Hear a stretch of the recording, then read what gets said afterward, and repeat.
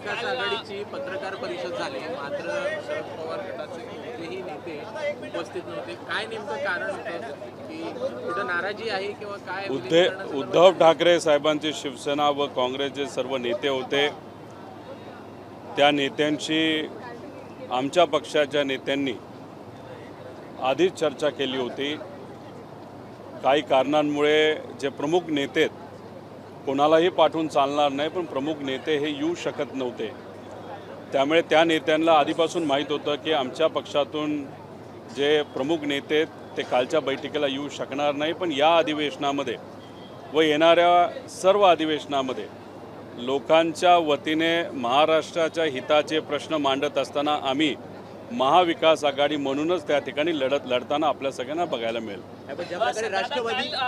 लोणी खापकर या संपूर्ण गावामध्ये कडकडीत बंद पाहायला मिळाला. बारामतीमध्ये देखील आज अनेक गावांमध्ये चर्चा होते की अजित पवारांचा मृत्यू हा अपघाती आहे की घातपात आहे. या सगळ्या संदर्भात सातत्याने प्रश्नचिन्ह तुम्ही देखील उपस्थित करतायत. 2-3 पत्रकार परिषदा तुम्ही मुंबई दिल्लीमध्ये घेतलात. लोकांकडनं ही आता मागणी होते की या सगळ्या संदर्भातली चौकशी निष्पक्षपणे आणि लवकरात लवकर व्हावी.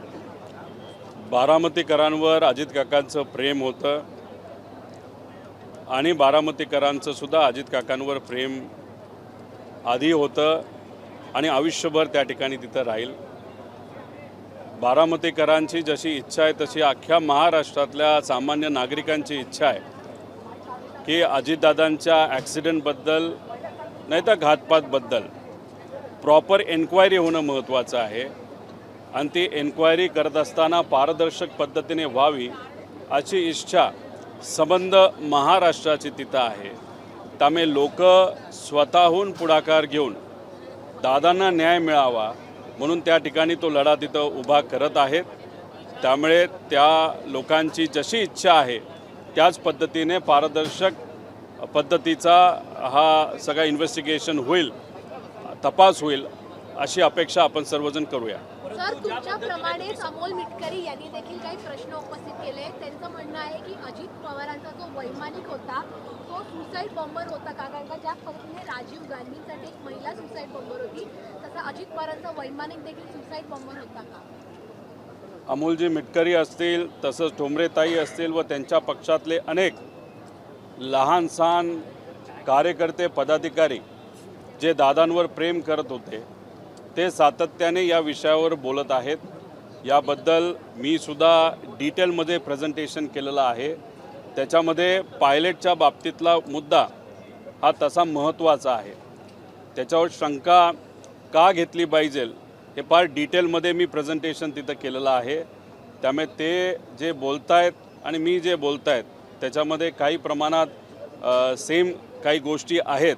त्यामुळे जशी त्यांची इच्छा आहे तशी महाराष्ट्राची इच्छा आहे तशी माझी इच्छा आहे की पारदर्शक पद्धतीने हा तपास होणं महत्त्वाचं आहे. पण अजित पवारांचे 2 पायलट त्याच दिवशी बदलले गेलेले होते. सातत्यानं वारंवार हाच प्रश्न उपस्थित केला जातोय की सकाळी 6:30 वाजता किंवा कोणत्या प्रकारची ट्रॅफिक मुंबईमध्ये असते किंवा त्या लोकांना यायला उशीर झाला, त्यांचे कॉल डिटेल्स या सगळ्या संदर्भाची सखोल चौकशी व्हावी. या सगळ्या संदर्भातले प्रश्न उपस्थित होतात. आमची अपेक्षा आहे की CIDला हा तपास महाराष्ट्राकडनं त्या ठिकाणी दिला गेला आहे. महाराष्ट्राची क्रिमिनल इन्व्हेस्टिगेशन करणारी ही एक महत्त्वपूर्ण एजन्सी आहे. पण गेल्या महिनाभरात CIDने काय केलं आहे, काय तपासाचं स्टेटस आहे, CCTV कॅमेरा हे ताब्यात घेतलेत का एअरपोर्टचे, दोन्ही एअरपोर्टचे. त्याच्याचबरोबर जो क्रिमिनल बाजूचं इन्व्हेस्टिगेशन असतं की हे जे 2 प्रमुख वैमानिक होते ते अचानक बदलण्यात आले, ते का बदलण्यात आले, ट्रॅफिकचं कारण दिलं गेलं, खरंच ट्रॅफिक होतं का, ट्रॅफिकचे कॅमेरा तिथं चेक करावे लागतील. त्याच्याचबरोबर व्हॉट्सॲप ग्रुप ॲरोचा जो मी त्या ठिकाणी सांगितला होता, ॲरोचा जो हँडलर आहे त्याच्याबद्दल जे काय मी सांगितलं होतं, त्याच्याचबरोबर दादा गाडीली जाणार होते ते का कॅन्सल झालं, अशा बऱ्याच विषयामध्ये सखोल चौकशी करणं महत्त्वाचं आहे. DGCA करणं आणि व इन्व्हेस्टिगेशन एजन्सी DGCAच्या अंतर्गत नाहीतर सिव्हिल एव्हिएशनच्या मंत्र्याच्या अंतर्गत यांनी थातूरमातूर 2 रिपोर्ट त्या ठिकाणी दिले. पण प्रमुख रिपोर्ट येणं बाकी आहे. त्याच्यामध्ये प्रिलिमिनरी रिपोर्ट हा पुढच्या काही दिवसांमध्ये येईल असं कालच मंत्री महोदयांनी त्या ठिकाणी सांगितलेलं आहे. आम्ही वाट बघत आहोत काय प्रकारचं इन्व्हेस्टिगेशन त्यांनी आत्तापर्यंत केलेलं आहे, त्याच्यात काय गोष्टी समोर येत आहेत. कारण आत्तापर्यंत जी माहिती आम्ही दिली त्याच्यापेक्षा कितीतरी जास्त माहिती सत्तेतल्या काही लोकांची आणि VSRचे कसे संबंध होते, कशा पद्धतीने हे जे काही इन्व्हेस्टिगेशन नाही तर तपास आहे हा चुकीच्या पद्धतीने त्या ठिकाणी चालू आहे, सर्व पुरावे हे आमच्याकडे आहेत. पण आम्हाला याच्यामध्ये राजकारण करायचं नाही. खरंच काय ॲक्शन VSRवर घेतली जाते, आजपर्यंत VSRने कशा पद्धतीने चुकीच्या गोष्टी या विमान चालवत असताना नाही तर त्यांचा व्यवसाय करत असताना केल्या आणि दादांच्या बाबतीत काय चुका त्यांच्या झाल्या, त्याच्याचबरोबर कपूर नावाचा हा जो पायलट आहे त्या बाबतीत काय, आणि व सत्तेत असणारे जे सर्व नेते मंत्री आहेत त्यांचे संबंध VSR बरोबर कसे होते, या सगळ्या गोष्टी आमच्याकडे आहेत. त्यामुळे तपास जर योग्य दिशेने जात असेल, 2-3 दिवसांनी प्रायमरी रिपोर्टमध्ये फक्त थातूरमातूर फक्त हे केलं ते केलं अशा जर गोष्टी न करता डिटेलमध्ये काही प्रमाणात डिटेलमध्ये जो तपास असेल तर आम्ही समजू योग्य दिशेने हा तपास त्या ठिकाणी सुरू आहे. पण उगाचच काहीतरी द्यायचं म्हणून त्यांनी दिलं तर मग मराठी माणूस काय असतो आणि महाराष्ट्र काय असतो हे मात्र त्या ठिकाणी या केंद्र सरकारला नाही तर तिथं असणारे जे एव्हिएशन मंत्रालय त्यांना आपल्याला दाखवावं लागेल असं आम्हाला वाटतं. CBIबद्दल काही लोकांनी इच्छा व्यक्त केली, ठीक आहे, CBIच्या माध्यमातून जर तपास होत असेल चांगली गोष्ट आहे. पण एक गोष्ट सर्वांनी नोंद केल्यासारखी आहे, सेंट्रल व्हिजिलन्स कमिटीच्या माध्यमातून जो रिपोर्ट आला आहे 7075 CBIच्या केसेस अजून चालू आहेत, त्याच्यावर कुठेही निकाल त्या ठिकाणी अजूनपर्यंत दिला गेला नाही. त्यातल्या 2660 केसेस अशात ज्याच्यामध्ये 10 वर्ष झालं तपास चालू आहे. त्यामुळे बर्फात नाही तर फ्रीजमध्ये हा विषय टाकायचा आणि याच्यावर चर्चाच नको. जो कोणी उद्या जाऊन विचारेल की दादांच्या बाबतीत काय झालं तर उत्तर सत्तेतले लोक देतील CBIकडे तपास आहे. अरे 10 वर्ष CBIकडनं जर काही विषयांमध्ये होत नसेल तर या विषयामध्ये सुद्धा CBIकडे जर तुम्ही केस दिली असेल नाही तर देणार असेल तर त्याला 2 महिने 3 महिने अशा पद्धतीने कुठंतरी कालमर्यादा लावावी लागेल. उगाच द्यायचं म्हणून देऊन आणि त्याच्यात जर टाईमपास होणार असेल तर हा टाईमपास आम्हाला लोकांना आणि महाराष्ट्राच्या तमाम नागरिकांना त्या ठिकाणी नको आहे. मुख्यमंत्री वारंवार म्हणतात, काल सुद्धा त्यांनी पत्रकार परिषदेमध्ये सांगितले की CBI तपास होईल याचा. तुमच्याकडे म्हणजे इतर लोकांकडे काही पुरावे असतील आणि शंका उपस्थित केल्या जात असतील तर त्यांनी आम्हाला द्यावे. तर तुम्ही या बाबतीतलं मुख्यमंत्री साहेबांना एक पत्र मी तयार केलेलं आहे. आज दिवसभरात त्यांचा वेळ घेऊन ते पत्र व त्याच्याचबरोबर डिटेल रिपोर्ट पुराव्यासकट हे मुख्यमंत्री साहेबांना त्या ठिकाणी मी देईल. सगळेच विषय मुख्यमंत्री साहेबांच्या लेवलला सुटतील असं नाही, कारण का CID हे मुख्यमंत्री साहेबांच्या अंतर्गत विषय येत असतो. CIDला महाराष्ट्रामध्ये तपास करता येतो, परवानगीली तो इतर ठिकाणी सुद्धा करू शकतो, पण त्यांना एअरपोर्ट अथॉरिटीची परवानगी लागते, बऱ्याच काही गोष्टी लागतात. CBIकडनं तपास केला जाईल असं ते सांगतात, पण CBIच्या बाबतीत तपासला परवानगी देणारे जे होम मिनिस्टर साहेब अमित शहाजी आहेत त्यांना ऑलरेडी हे रिपोर्ट आम्ही पाठवलेले आहेत. तिथं असणारे सिव्हिल एव्हिएशन मंत्रालय यांना आम्ही रिपोर्ट तिथं पाठवलेले आहेत. त्याच्याचबरोबर जे DGCA आहे त्यांनासुद्धा तिथं रिपोर्ट पाठवलेले आहेत. पण महाराष्ट्रातले अनेक सत्तेतले काही मंत्री सांगत आहेत की प्रेझेंटेशन घेण्यापेक्षा मुख्यमंत्री साहेबांना तुम्ही रिपोर्ट द्या. तर हे रिपोर्ट आधीही मी देणार होतो आणि आत्ताही त्या ठिकाणी आज अधिवेशनाला आलोच आहे, पहिला दिवस आहे, तर हे रिपोर्ट सर्व हे मुख्यमंत्री साहेबांना देतील. पण मी एक गोष्ट सर्वांना सांगतोय आणि सरकारमधल्या लोकांना सांगतोय, जी माहिती आत्तापर्यंत दिली ती कदाचित फक्त 20 ते 30% आहे.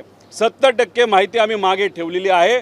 त्यामुळे जर तपास योग्य पद्धतीने होत नसेल आणि त्याच्यामध्ये जर काळं बेरं झालं हे फार सरकारला महागात पडू शकतं. त्यामुळे आम्हाला इथं राजकारण करायचं नाही. आमची विनंती एवढी आहे, प्रायमरी रिपोर्ट जो 2 दिवसामध्ये येत आहे तो योग्य पद्धतीचाच त्या ठिकाणी असावा आणि ब्लॅक बॉक्सचा फोटो हा आमच्याकडे आलेला आहे.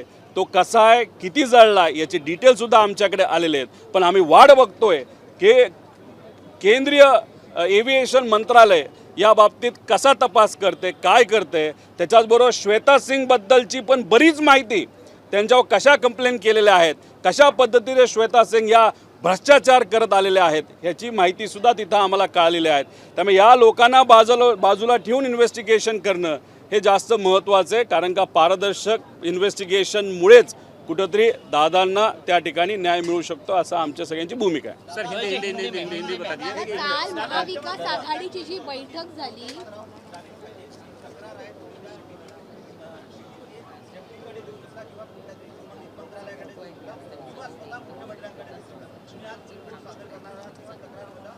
या देशाच्या होम मिनिस्टर साहेबांच्या कार्यालयामध्ये ईमेलच्या माध्यमातून हे सर्व रिपोर्ट दिलेले आहेत, DGCAला दिलेले आहेत.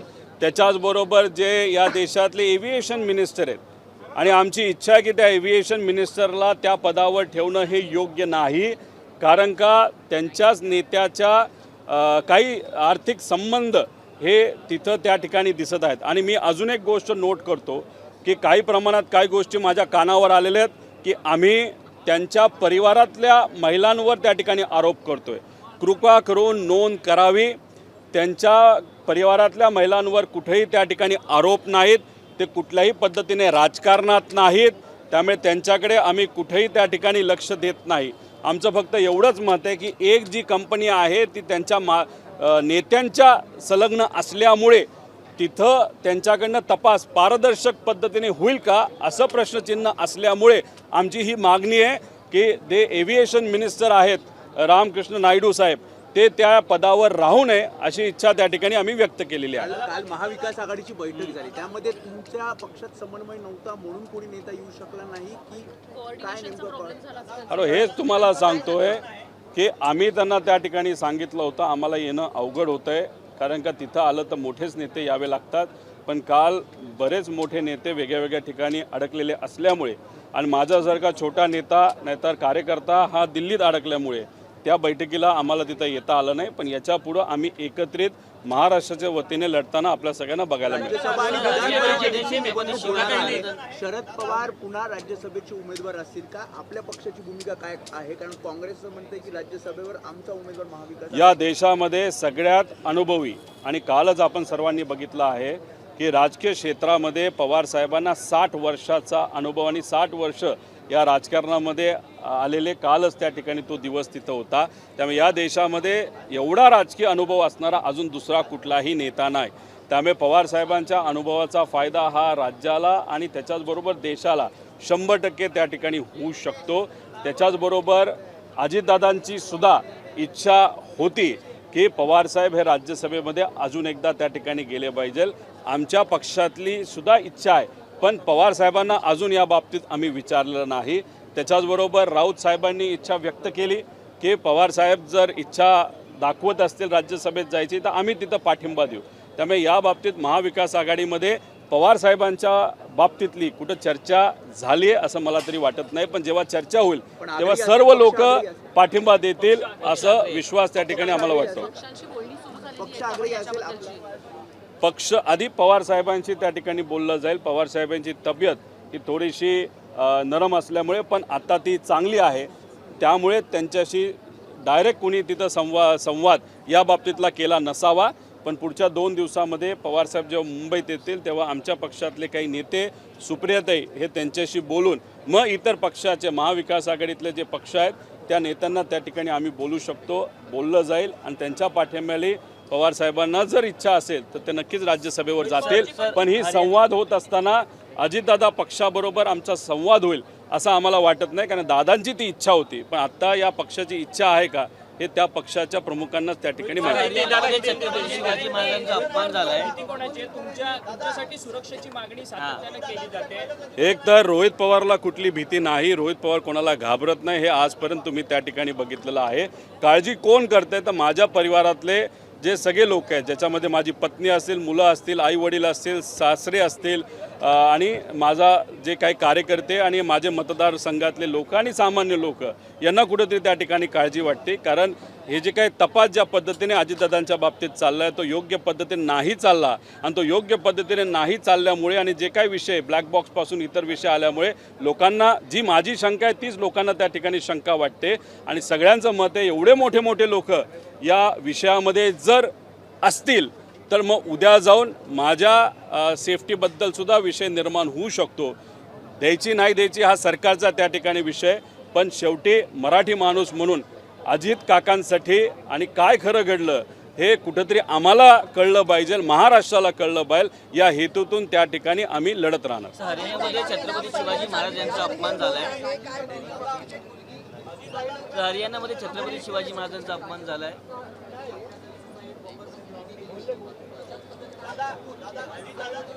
बोललो सर असं छत्रपती पहिलंच अधिवेशन अजितदादांच्या शिवाय होत आहे.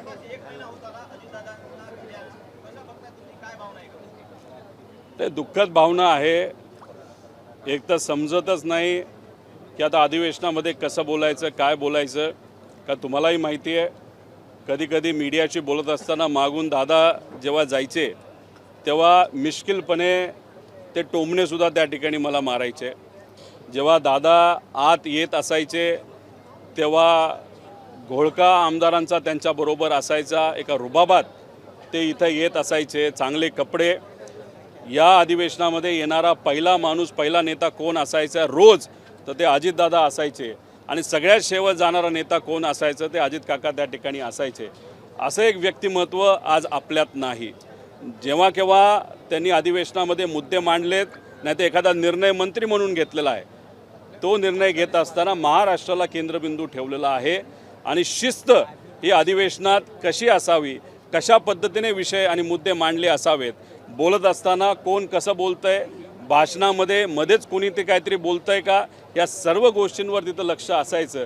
त्यामुळे एवढा मोठा नेता, एक मराठी माणूस, एक मराठी नेता आणि शिस्तप्रिय अनुभवी नेता आज आपल्याबरोबर नाही आहे. त्यामुळे या अधिवेशनामध्ये येत असताना कुठंतरी मनामध्ये दुःख त्या ठिकाणी होतं आहे. पण त्यांनी आम्हा सगळ्यांना एकच गोष्ट सांगितली आहे, काय झालं तर लढत राहायचं. आणि त्या दृष्टिकोनातून आम्ही सर्वजण अधिवेशनात लोकांच्या वतीने, लोकांच्या हितासाठी, महाराष्ट्राच्या हितासाठी जे कुठले जमतील ते मुद्दे मांडत त्या ठिकाणी लढत राहू. हरियाणामध्ये छत्रपती शिवाजी महाराजांचा मांडलेला आहे. अर्थसंकल्प त्यांनी ज्या प्रकारे आतापर्यंत मांडले, मात्र आता मुख्यमंत्री देवेंद्र फडणवीस हा अर्थसंकल्प मांडणार आहेत. ज्या प्रकारे अजित पवारांची आखणी होती या अर्थसंकल्पाबाबत, तसं मुख्यमंत्री पूर्ण करतील असं वाटतं. माझ्या अंदाजाने अजितदादांनी आत्तापर्यंत 11 वेळा अर्थसंकल्प या महाराष्ट्र राज्याच्या त्या ठिकाणी मांडलेला आहे. आज जर दादा असते, दुर्दैवी घटना घडली नसती, तर महाराष्ट्रामध्ये सगळ्यात जास्त वेळा मांडणारे फायनान्स मिनिस्टर हे कोण असते, तर अजितदादा असते. पण आज ते आपल्यात नाहीत. तुम्ही जर बघितलं तर 82 पासूनचा त्यांचा राजकीय प्रवास आहे. एका कारखान्यामध्ये डायरेक्टरपासून त्यांचा सुरू झालेला प्रवास हा राज्याचे उपमुख्यमंत्र्यापर्यंत त्या ठिकाणी पोहोचला. काही काळ त्यांना अजून मिळाला असता तर या महाराष्ट्राचं सगळ्यात मोठं पद म्हणजे मुख्यमंत्रीसुद्धा ते त्या ठिकाणी बनू शकले असते. पण आज ते नाहीत. पण त्यांनी दिलेली शिस्त, त्यांनी सांगितलेल्या गोष्टी याच्यावर लक्ष देऊन त्या आत्मसात करून आमच्यासारखे कार्यकर्ते येणाऱ्या काळामध्ये महाराष्ट्राच्या हितासाठी प्रश्न मांडत आणि काम करत त्या ठिकाणी राहू. हरियाणामध्ये छत्रपती शिवाजी महाराजांचा अपमान झालेला आहे. आपण जर पाहिलं तर रिसॉर्टमध्ये जे वॉशरूमच्या साईनबोर्डवरती छत्रपती शिवाजी महाराजांचा फोटो लावलेला आहे. जे रिसॉर्ट आहे ते एका सत्ताधारी माणसाचं आहे तिकडचे. लगेचच्या लगेच तिथं कारवाई करणं महत्त्वाचं आहे. महापुरुष आणि महामानव यांचा आदर ठेवणं फार महत्त्वाचं आहे. असं जर एखाद्या रिसॉर्टमध्ये झालं असेल तर ताबडतोब ते रिसॉर्ट बंद झालं पाहिजे. कोण किती कोणाच्या जवळचा आहे का विरोधातला आहे हे न बघता लगेच कारवाई करून ते रिसॉर्ट पुढचा अनेक काळ बंद कसं राहील या बाबतीतला निर्णय घेणं तितकंच महत्त्वाचं आहे. माझी अपेक्षा आहे की हरियाणामध्ये ज्या लोकांची सत्ता आहे, आज महाराष्ट्रामध्ये सुद्धा त्या लोकांची सत्ता आहे. लगेचच्या लगेच फोन करून लगेच कारवाई झाली तर खऱ्या अर्थाने आपल्याला या सरकारला अभिनंदन करता येईल. पण ज्या व्यक्तींनी असं एखादी गोष्ट केलेली आहे तर त्याची कारवाई जेलमध्ये पाठवूनच त्याची कारवाई व्हावी असं आमच्या सगळ्यांची इच्छा आहे.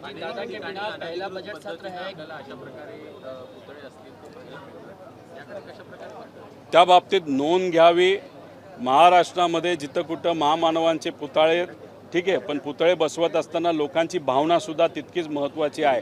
त्यामुळे लोकांना विश्वासात घेऊन नियम काय आहेत ते थोडंसं बघून, तिथं जागा आहे का, उद्या जाऊन विटंबना होणार नाही, कंपाऊंड आहे का, बऱ्याच काय गोष्टी बघून या बाबतीत काय करायचं सर्वच महामानवांच्या बाबतीत सरकारने त्या बाबतीत निर्णय घेणं तितकंच महत्त्वाचं आहे.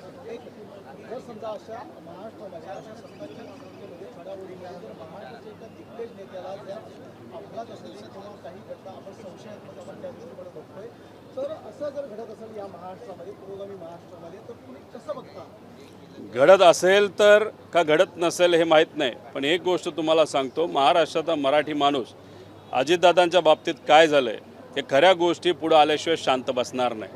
त्यामुळे आम्ही कुठेही काही अन्याय होणार नाही या निकालामध्ये, नाही तर त्या इन्व्हेस्टिगेशनमध्ये तो योग्य आणि पारदर्शक पद्धतीने व्हावं यासाठी महाराष्ट्रातला एका कानाकोपऱ्यातला साधातला साधा माणूसपासून आमदारापर्यंत काही ठराविक नेते यासाठी त्या ठिकाणी लढत आहेत. पण माझं एवढंच म्हणणं आहे की ज्या ज्या लोकांना अनुभव आहे, ओळखी आहेत, त्या लोकांनीसुद्धा पुढाकार घेण्याची जरूरत आहे. आम्ही आमच्या लेवलला विरोधात असताना तिथं लढतोय, पण काही लोक असे सत्तेत आहेत, त्यांना एव्हिएशन मंत्रालय काय असतं, कसं असतं, त्यांच्या ओळखी आहेत. बऱ्याच काही गोष्टी जरा खोलात जाऊन चर्चा करून माहिती काढून काय खरं घडले हे माहिती घेण्यासाठी जर त्यांनी तिथं प्रयत्न केले तर मला असं वाटतं की इन्व्हेस्टिगेशनला थोडीशी, नाही तर तपास यंत्रणेलासुद्धा त्या बाबतीतली मदत होऊ शकते. पण तो त्यांचा विषय, आमच्या लेवलवर आणि महाराष्ट्राच्या लेवलवर आम्ही तिथं लढत आहोत. दादा के बिना पहला बजट सत्र है, उनके कामकाज को किस तरीके से याद किया? देखो, दादा के बारे में अगर बात करनी हो तो बहुत स्ट्रिक्ट नेता थे, डिसिप्लिन नेता थे.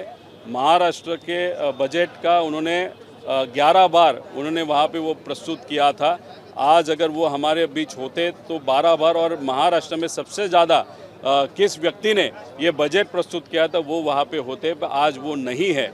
अभी महाराष्ट्र के हित में जो विषय है वो वहाँ पे हम प्रस्तुत करेंगे, वहाँ पे बोलने की कोशिश वहाँ पे करेंगे, क्योंकि दादा ने हमको कहा था कुछ भी हो जाए लेकिन महाराष्ट्र के प्रति, लोगों के प्रति, मराठी व्यक्ति के प्रति आपको लड़ना ही होगा. उस एंगल से हम लड़ते जाएंगे. लेकिन ये लड़ते लड़ते जो विषय हमने हाथ में लिया है दादा के एक्सीडेंट के बारे में, उस बारे में भी हम जहाँ जहाँ मिलेगी वहाँ पे हम चर्चा करेंगे. वहाँ पे ट्रांसपेरेंट लेवल की इन्वेस्टिगेशन वहाँ पे हो रही कि नहीं हो रही उसके बारे में भी हम ध्यान देंगे. केंद्रीय उड्डयन मंत्री, आप लगातार केंद्रीय उड्डयन मंत्री के इस्तीफे की मांग कर रहे हैं और इंडिपेंडेंट जांच की बात कर रहे हैं. क्या कुछ ऐसा है कि आप इस्तीफे की मांग कर रहे हैं? देखो, हमारे आप विधानसभा में ये मुद्दा उठाने वाले हैं? नहीं, अभी केंद्र सरकार के जो मंत्री, क्योंकि ये जो पूरा इन्वेस्टिगेशन है वो केंद्र सरकार के हाथ में है. अभी यहाँ पे सीबीआई को ये केस दिया, ऐसे वो बोल रहे दिया नहीं दिया, वो देखने की ज़रूरत है. सीआईडी ने जो तपास किया है या इन्वेस्टिगेशन किया है उसका प्रोग्रेस क्या है ये सरकार को वहाँ पे बताना पड़ेगा. लेकिन कल ही जो स्टेट मिनिस्टर है केंद्र के, मुरली मनोहर, उन्होंने वहाँ पे कहा है कि 2 दिन में वो रिपोर्ट आएगा. 2-3 दिन रिपोर्ट के, या सिर्फ देने के लिए रिपोर्ट वहाँ पे दिया है, क्योंकि आज तक सिर्फ देने के लिए रिपोर्ट उन्होंने दिया है. तो उस बारे में थोड़ा सा हम देखेंगे रिपोर्ट को. उसके बाद फिर अधिवेशन में वो विषय लेना न लेना, वहाँ पे हमारे नेता के साथ हम वहाँ पे वो विषय लेंगे. लेकिन सीबीआई के बारे में आप सबको एक चीज़ मालूम होनी चाहिए. सीबीसी रिपोर्ट, जो सेंट्रल विजिलेंस कमेटी है, उनका जो रिपोर्ट है, उस रिपोर्ट के हिसाब से सीबीआई के पास 7065 केसेस अभी तक प्रलंबित है. उसमें से 2660 केसेस ऐसे हैं जो 10 साल से प्रलंबित है. तो हम चाहते हैं कि सीबीआई को अगर केस आप दे रहे हो 2-3 महीने का टारगेट वहाँ पे रखना चाहिए. नहीं तो आप सीबीआई को दे दी केस और 4 साल तक, 5 साल तक आप हमको यही कहेंगे कि सीबीआई के पास दिए, सीबीआई के पास दिए, वो हमको नहीं चलेगा. और हर वक्त आफ्टर एवरी इंटरवल वहाँ पे हमको प्रोग्रेस रिपोर्ट वहाँ पे चाहिए होगा. उसके लिए क्या मैकेनिज्म आप वहाँ पे डिवाइस करोगे या ऑर्गेनाइज करोगे, उसकी भी बात हमको बतानी पड़ेगी. आपके पास तमाम डॉक्यूमेंट्री एविडेंसेस हैं, क्या आज आप मुख्यमंत्री से मिलकर इन्हें सौंपेंगे और क्या कुछ है आपसे?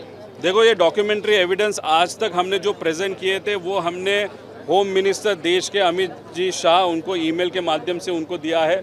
उसी के साथ एविएशन मंत्रालय को भी दिया है, डीजीसीए को भी वहाँ पे हमने इन्फॉर्मेशन दी है.